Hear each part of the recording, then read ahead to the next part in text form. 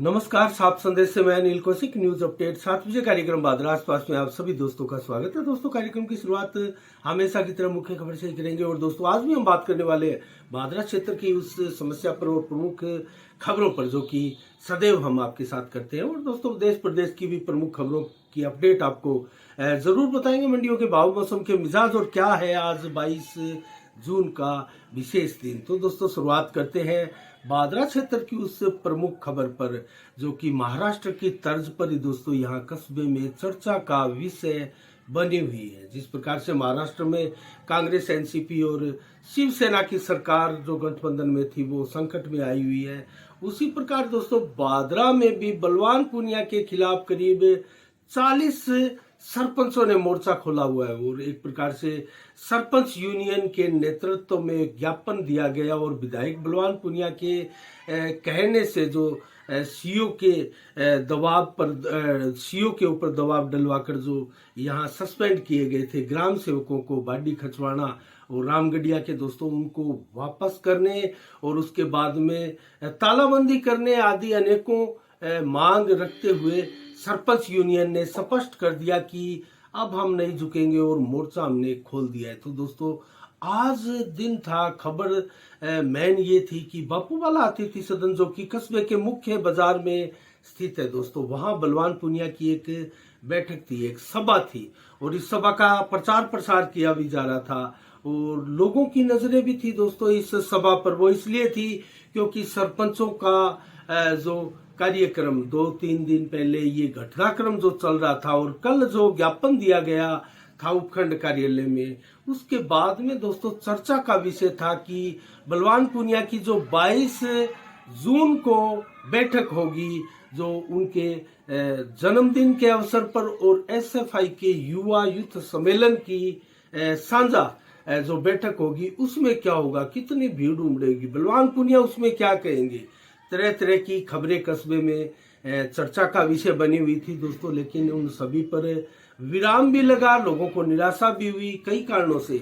निराशा एक तो इस कारण से भी हुई कि सरपंच का जो प्रकरण था उस पर विधायक बलवान पूनिया बिल्कुल नहीं बोले, जबकि वो प्रधानमंत्री नरेंद्र मोदी और केंद्र की नीतियों पर जमकर बरसते रहे, जैसे विधानसभा में बोल रहे हो दोस्तों। वो बादरा क्षेत्र में अपने होम टाउन में बोल रहे थे और यहाँ की समस्याओं, यहाँ की बातों के ऊपर उनको फोकस करना चाहिए। लेकिन उनका फोकस आजकल प्राय नरेंद्र मोदी प्रधानमंत्री की केंद्र की योजनाओं पर, स्कीमों पर और भाजपा की नीतियों पर ज्यादा केंद्रित रहती है दोस्तों। जैसे अशोक गहलोत, जिन्होंने आज भी बयान दिया कि भारतीय जनता पार्टी महाराष्ट्र में कांग्रेस की और गठबंधन की सरकार है उसको अस्थिर करना चाहती है और भारतीय जनता पार्टी का ये उद्देश्य, ये लक्ष्य बन चुका है और वो खरीद फरोख्त करके जो है विधायकों को तोड़कर अपनी सरकार कायम करना चाहती है। सत्ता की उसको भूख है। और जैसा राजस्थान में भी उन्होंने किया था, ऐसा बयान अशोक गहलोत का आया था। तो उसी गहलोत साहब के बयान के अकॉर्डिंग हमारे विधायक बलवान पूनिया के भी आजकल बयान रहते हैं। हाई फाई मुद्दों पर बात करते हैं, क्षेत्र की समस्याओं पर बात कम करते हैं। और दोस्तों, जो 100 करोड़ की योजना आई थी जो बरानी क्षेत्र था उसको नहरी करने की, उसके बाद में उस पर बातें बहुत कम है। जो विद्रोह एक प्रकार से सरपंच ग्रामों की सरकार है दोस्तों, गांवों की सरकार है, उनमें जो असंतोष है और जो तबादला नीति है जिसका वो विरोध कर रहे हैं। और गांव में जो काम करने के लिए दोस्तों ग्राम सेवक की भी आवश्यकता होती है और वहां सरपंच और ग्राम सेवक का एक प्रकार से साझा कार्यक्रम होता है किसी गांव में, किसी ग्राम पंचायत में विकास की योजना का खाका तैयार करने के लिए। तो दोस्तों, ऐसे में अगर ग्राम पंचायत को इस प्रकार से सस्पेंड करने की योजना अगर चलती रही तो काम कैसे होगा, ऐसा सरपंचों का मानना है। लेकिन हम दोस्तों ये कहना चाहते हैं कि अगर कोई भ्रष्ट है और कोई भ्रष्टाचार में लिप्त है और कोई गलत काम कर रहा है तो उसको सस्पेंड करना कतई गलत नहीं है। और आजकल तो बहुत टेप की कार्रवाई होती है एससीबी की तरफ से भी और अन्य कई कार्रवाइयां होती है दोस्तों। वो कतई नाजायज तो उसको नहीं कह सकते, लेकिन सरपंचों का आरोप है कि ये उनके कार्य में एक प्रकार से दखल है और बदले की भावना से बलवान पूनिया अब राजनीति कर रहे हैं। दोस्तों खास जो बात है, जो मुद्दा है, वो वहीं आकर अटक जाता है कि बलवान पूनिया पर आजकल बार बार आरोप लगने लगे कि बदले की भावना से बलवान पूनिया आजकल बादरा में कार्रवाई कर रहे हैं। तो बदले की भावना से दोस्तों आखिर कब तक क्या बलवान पूनिया बादरा क्षेत्र की राजनीति को समझना नहीं चाहते या समझ नहीं पा रहे हैं, या अपने लोगों को खुश करने के लिए भी। सरपंचों का एक आरोप यह भी था कि जो सरपंच उनकी हाजिरी लगाते हैं, घर में जाके उनको सलाम ठोकते हैं, वो उनकी मानते हैं और वो जैसा कहते हैं वैसा करते हैं। हम उनमें से नहीं है, हमने हाजिरी नहीं लगाई, हमने सलाम नहीं ठोका, तो हमारे क्षेत्र में इस प्रकार से बदले की कार्रवाई की जा रही है। तो दोस्तों ये मामला कहीं ना कहीं गंभीर है और सरपंचों द्वारा, यूनियन के अध्यक्ष द्वारा कहा गया कि हमारे पास 40 सरपंच है क्षेत्र के 49 ग्राम पंचायतों में से अगर 40 सरपंच उनके पास है, तो दोस्तों बहुत बड़ा ये अंतर है, बहुत बड़ा एक प्रकार से असंतोष है विधायक बलवान पूनिया के विरुद्ध में। दोस्तों आज उनका जन्म दिवस भी था और जन्म दिवस के अवसर पर ढेरों उनको शुभकामनाएं, बधाइयां सोशल मीडिया पर भी मिली और दोस्तों अनेकों लोगों द्वारा उनको बधाइयां दी जा रही है। मोबाइल एसोसिएशन के अध्यक्ष शौकत नसवान के नेतृत्व में मोबाइल यूनियन द्वारा भी दोस्तों उनको बधाइयां दी गई और दोस्तों हम भी साफ संदेश भारत के माध्यम से बलवान पूनिया को दीर्घायु की शुभकामना करते हुए उनके सफल राजनीतिक कैरियर की बधाई उनको देते हैं। लेकिन दोस्तों क्या ये बधाइयां उनको काम करेगी? जिस प्रकार की राजनीति क्षेत्र में चल रही है, उठा पटक, चुनाव नजदीक है, 1.5 वर्ष का समय है और दोस्तों यहाँ क्षेत्र में नेताओं की भरमार है। दोस्तों बादरा को बादरा की राजनीति के लिए नेताओं की नगरी के रूप में जाना जाता है, आसपास कस्बों में, दिल्ली तक, जयपुर तक।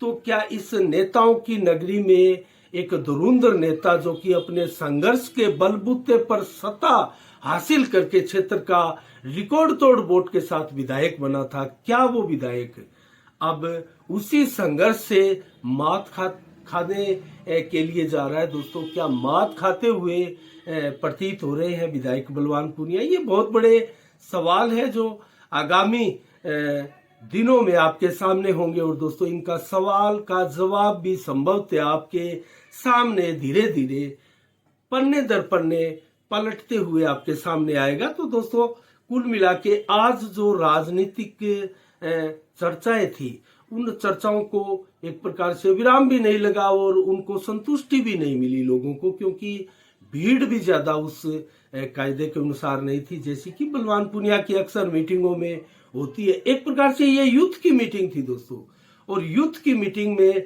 धर्मशाला के बाहर बरसात का मौसम है, आपको पता है प्री मानसून का समय चल रहा है, और टेंट लगाकर ऊपर बरसात से बचने के लिए धर्मशाला के आगे जो क्षेत्र बना है, खुला मैदान था, वहां टेंट लगाकर व्यवस्थाएं की गई थी। लेकिन भीड़ अनुकूल के जो आशा थी उसके अनुकूल नहीं रही। तो दोस्तों आप इसको वीडियो में भी देख सकते हैं। तो चर्चाओं को बल मिलता जा रहा है दोस्तों। बलवान पूनिया कहीं ना कहीं मात खाते हुए जा रहे हैं।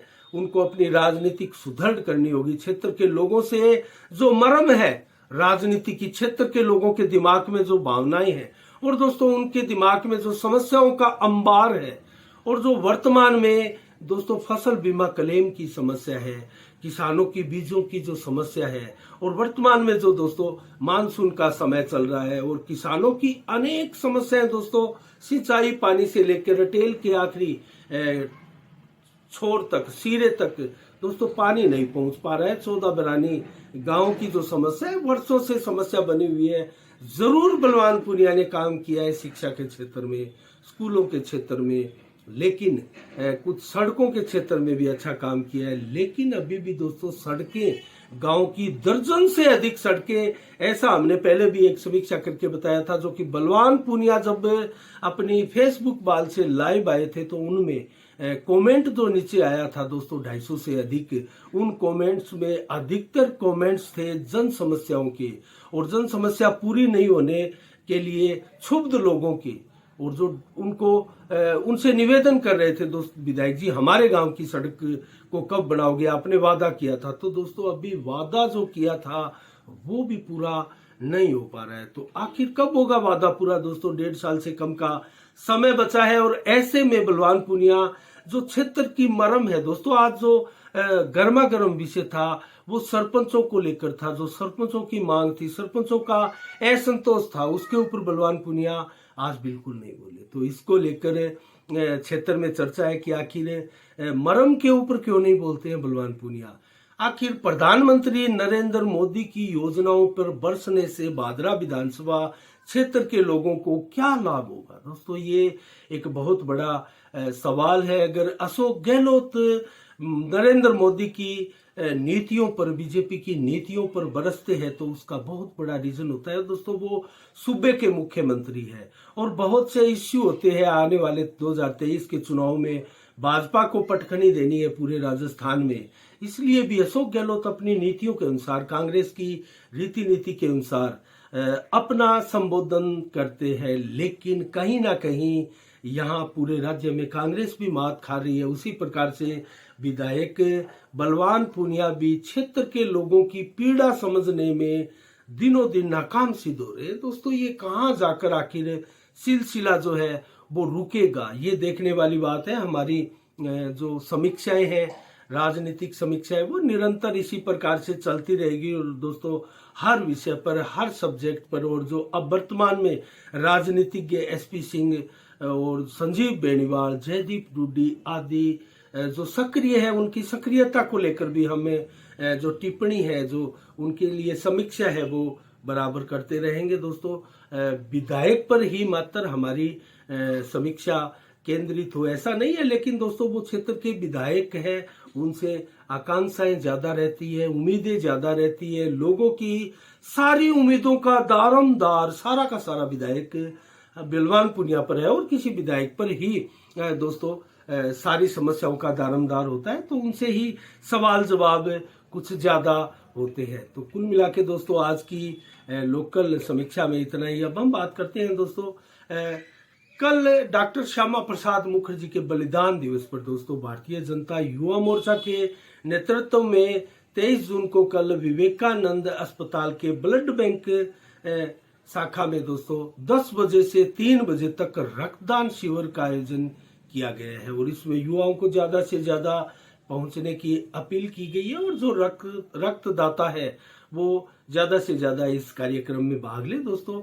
रक्तदान करना बड़ा पुनीत कार्य है और इसमें ज्यादा से ज्यादा बढ़ चढ़कर आप सभी को भाग लेना चाहिए दोस्तों। इसके अलावा हम बात करेंगे दोस्तों राष्ट्रपति के मुद्दे पर। राष्ट्रपति के मुद्दे पर एनडीए ने अपना उम्मीदवार दोस्तों घोषित कर दिया है, वहीं विपक्ष ने भी अपना उम्मीदवार यशवंत सिन्हा के रूप में घोषित कर दिया है, जो कि पहले 2018 में भाजपा छोड़ चुके हैं और उसके बाद में 2021 में उन्होंने टीएमसी ज्वाइन की थी। उसके बाद में टीएमसी के वो मेंबर है और टीएमसी ने दोस्तों यशवंत सिन्हा की घोषणा की और इसमें बताया जा रहा है कि Congress, TMC, DMK, NCP, RJD, SP और सीपीआई, एआईएमआईएम और आदि कई अनेकों दल है दोस्तों, उन्होंने मिलकर कैंडिडेट तैयार किया है। लेकिन प्रधानमंत्री नरेंद्र मोदी ने भी और एनडीए के नेतृत्व में भी जो नाम घोषित किया है वो दोस्तों राष्ट्रपति उम्मीदवार के लिए, वो नाम है द्रौपदी मुर्मू, जो है दोस्तों जो आदिवासी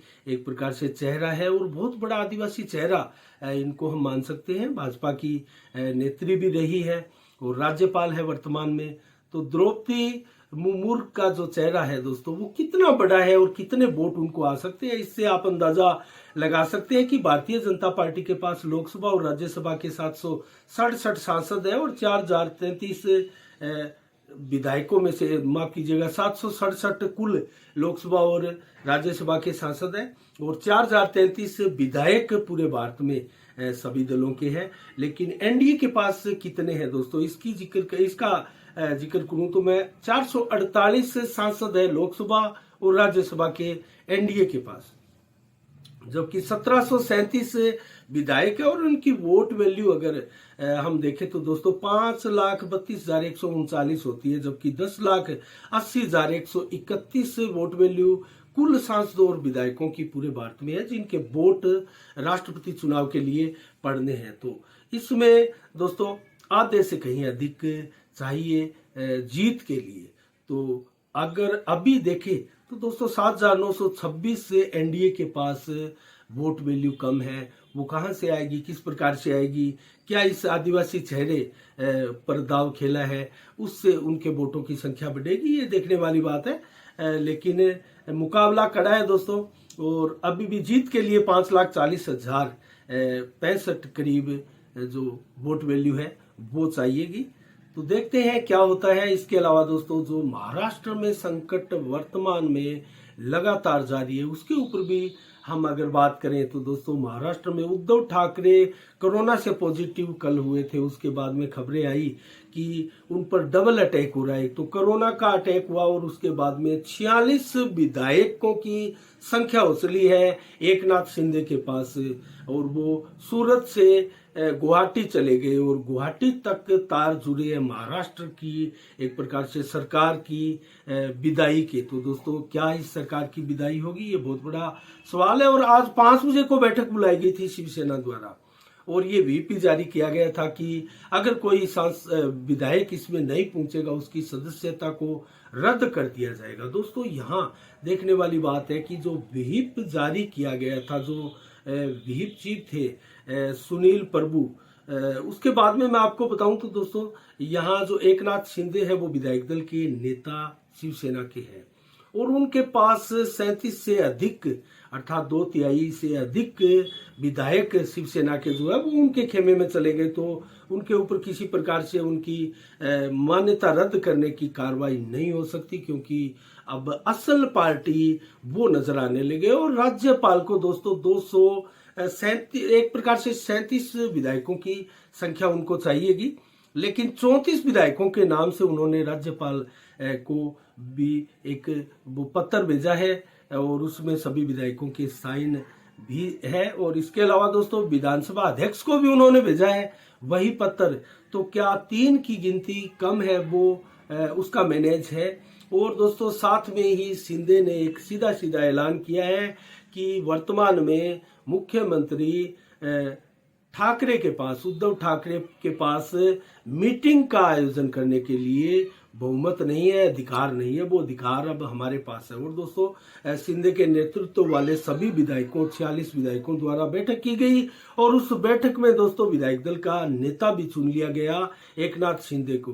और उसी बैठक में दोस्तों विधानसभा भाजपा एक प्रकार से जो सुनील प्रभु है उसको उसका व्हीप जो है अवैध करार दिया था शिंदे द्वारा। दोस्तों उसके स्थान पर शिवसेना के शिंदे द्वारा दोस्तों अपने भारत गोगावले को चीफ ऑफ व्हीप घोषित कर दिया गया। तो क्या ये लड़ाई जो है अब पार्टी की लड़ाई बन गई है। दोस्तों शिवसेना पर दावा ठोक दिया है शिंदे ने, और शिंदे ने कहा है कि वो असली शिवसेना का वारिस है, और जो बाला साहब ठाकरे की ये जो पार्टी है वो असली शिवसेना के जो वारिस है, और असली शिवसेना के वो सदस्य हैं, और बहुमत जो आज शिवसेना का है वो उनके पास है। तो ये लड़ाई अब काफी आगे बढ़ चुकी है, और इस लड़ाई में दोस्तों कितने मेंबर हैं शिवसेना के पास, अगर उसका जिक्र करें तो शिवसेना के पास बैठक में जो व्हीप जारी किया गया था उसके बाद में भी सारे विधायक तो नहीं पहुंचे, लेकिन मात्र 20 विधायक पहुंचे। तो शिवसेना के पास मात्र 20 विधायकों का समर्थन बचा है। एनसीपी के 53 और एक का चुनाव दोस्तों यहाँ रद्द है। 288 में से 287 ही मेंबर है फिलहाल महाराष्ट्र की राजनीति में, और कांग्रेस के 44 है, 10 अन्य का भी समर्थन प्राप्त है। ये अगर जोड़ भी लिया जाए, योग किया जाए तो 127 सदस्य होते हैं, 145 बहुमत के लिए चाहिए। तो 145 में से 127 उनके पास आंकड़ा है, तो आंकड़े की दृष्टि से पिछड़ रहे हैं। और भाजपा के पास अगर ये जाते हैं तो दोस्तों आंकड़ा उनके पास बहुमत से कहीं अधिक होगा। तो देखते हैं शिंदे क्या डिसीजन लेते हैं। अभी तक तो उन्होंने ये कहा है कि भाजपा का कोई ऑफर हमारे पास नहीं आया है, और भाजपा भी दोस्तों विचार विमर्श कर रही है दरअसल इसी विषय को लेकर। तो क्या होता है ये देखने वाली बात है। और भाजपा के जो प्रदेशाध्यक्ष है चंद्रकांत पाटिल वो गुवाहाटी गए हुए हैं शिंदे से मिलने, बातचीत करने। तो देखते हैं क्या नतीजा निकल कर आता है, और क्या सरकार यहाँ भारतीय जनता पार्टी की बनती है, ये देखने वाली बात है। शरद पवार के हाथ में भी बागडोर है दोस्तों। शरद पवार क्या करने वाले हैं? क्या शरद पवार अब भारतीय जनता पार्टी के पाले में चले जाएंगे?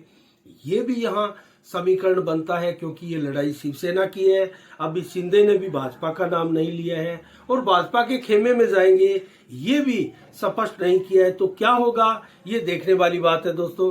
तो अब दोस्तों जिक्र करते हैं आज की मंडी के भाव की और मौसम के मिजाज का भी जिक्र करेंगे दोस्तों। आज 22 जून को आज मंडियों में भाव क्या रहे दोस्तों। राउतसर से प्रारंभ करें तो राउतसर में मोट 7,890, ग्वार के भाव 5250 और गेहूं के भाव 2028, जौ के भाव 2731, चना के भाव 4511 रुपए प्रति क्विंटल रहे और तारामीरा के भाव 5121, सरसों के भाव 6312, जबकि नौर मंडी में गेहूं 1988, जौ के भाव 2490, सरसों के भाव 6380, चना के भाव 4600, ग्वार के भाव 5686, अरंडी के भाव 6975 है। आदमपुर मंडी में दोस्तों नरमा 11400, ग्वार के भाव 5330 रुपए रहे, जबकि पदमपुर मंडी में मूंग 5741, जबकि ग्वार के भाव 5181 रुपए रहे, जबकि सरसों के भाव 6205 रुपए, गेहूं के भाव 1991 रुपए प्रति क्विंटल रहे, जबकि चना के भाव 4400 और जौ के भाव